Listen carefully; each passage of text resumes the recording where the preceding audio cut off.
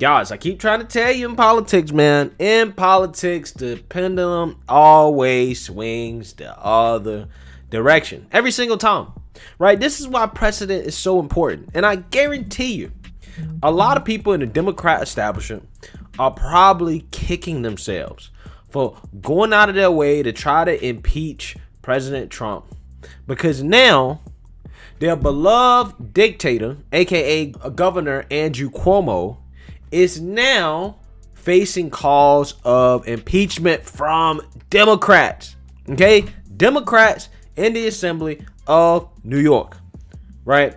And one particular Democrat, Assemblyman Ron Kemp, was threatened by Cuomo. Right? Allegedly, according to Ron Kemp, he said that Cuomo called him and started talking a whole bunch of trash, right? Saying that he was going to destroy his political career. Cuomo apparently was so intimidating that Ron Kemp said that his wife was shaking for hours because she was afraid of what dictator Cuomo was going to do. Okay? Now, Cuomo specifically threatened to destroy Ron Kemp's career because Mr. Kim was being brave enough to speak out about the nursing home scandal that is currently going on, in which, Cuomo is under some fire for allegedly covering up deaths, right? And guys, this is a huge deal, okay? And again, with both parties, right, regardless of which side of the aisle you're on, regardless of what team you're on, you got to call out wrong is wrong, right? When you slip up, call it out, call it what it is, right? I mean, and this is something I'm very happy to see, that Democrats, or at least some Democrats, are coming after Cuomo when he slips up, okay? So, before we get into that, my name is Greg Foreman, and you're watching A Black Conservative Perspective. Make sure you like, comment, and subscribe. Most importantly, share A Black Conservative Perspective, a.k.a. a leftist worst nightmare. You can also follow me on Twitter at gforemanbcp. Let's get it.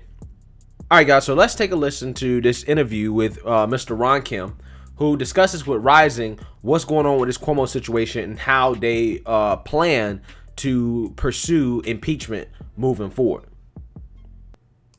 Mm-hmm. So talk to us about the steps of that, sir. I mean, he's calling you. He's obviously trying to bully you into trying to stop an investigation and into looking into these actions. What are the next steps in terms moving forward with people like yourselves, federal authorities, and more? I know you can only speak to what you know, but are his tactics of bullying going to work in this case?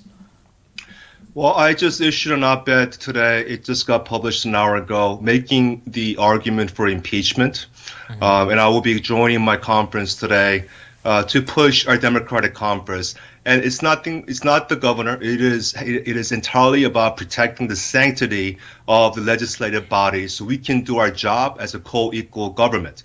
He has made many attempts to implicate us in his web of lies and in his pay-to-play schemes with his biggest donors that we have nothing to do. But if you go ask his office now, this is what they'll tell you.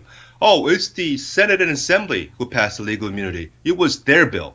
It was not our bill. But this is what he does well. When he does something corrupt, he tries to rope you in, and if you don't, he'll intimidate you and threaten your career if you do not comply with this request. Mm-hmm.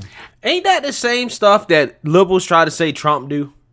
Right? Ain't that the same type of accusations that liberals try to say that President Trump does to his political enemies?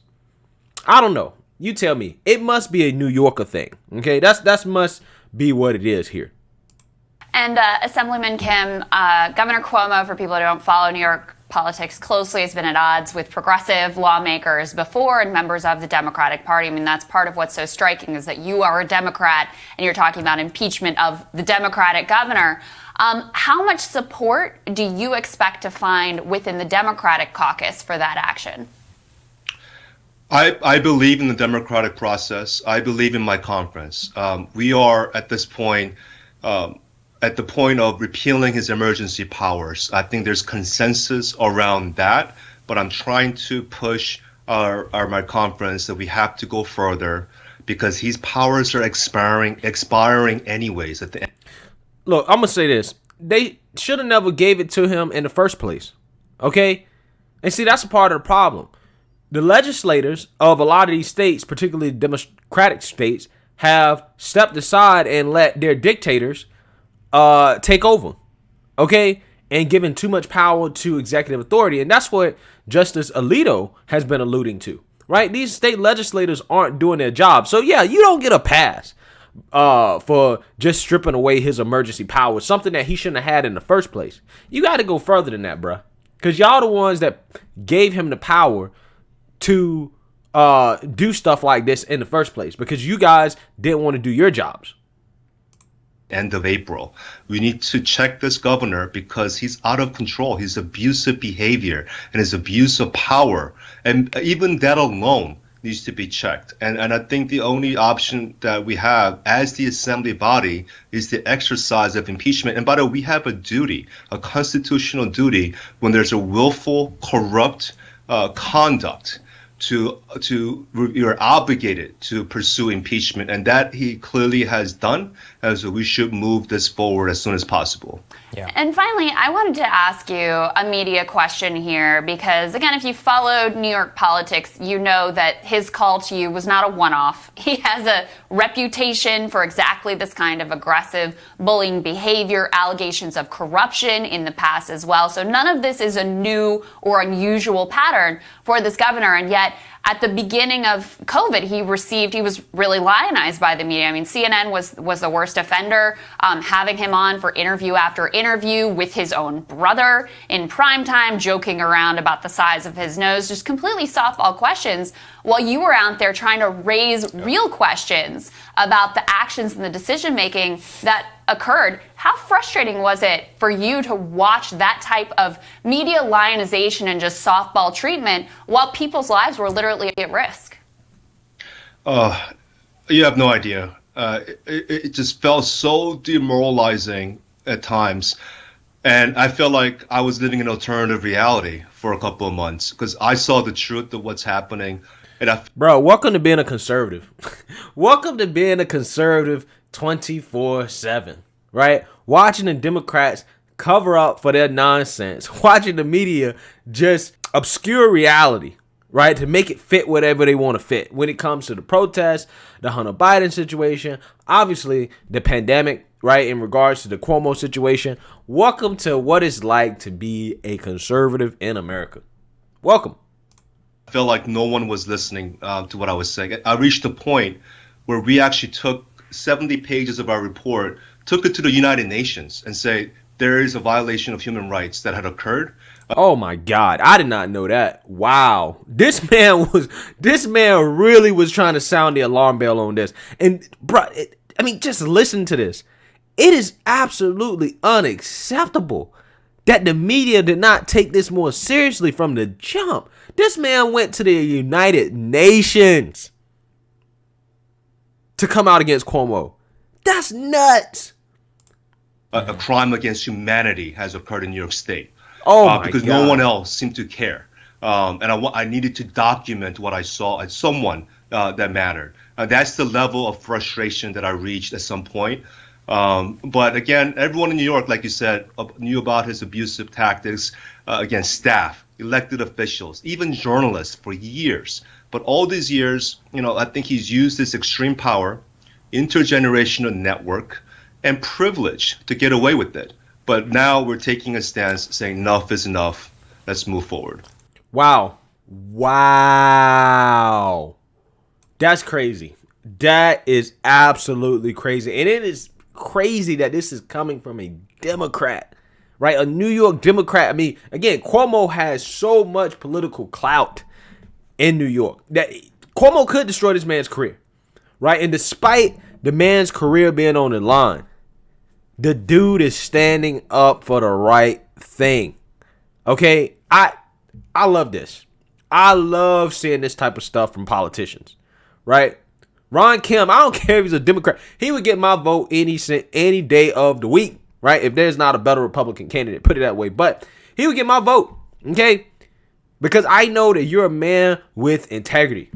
That you're a man that's, despite, your career being in danger, despite God knows what else Cuomo might try to do, right? He still stood up for the right thing. in a time where it just wasn't politically convenient because nobody was covering it back in March and April when they should have been covering it. And this man tried to go all the way to the United Nations, said there was a crime against humanity that has been committed in New York by the governor. That's wild to me, man. That is wild. Okay?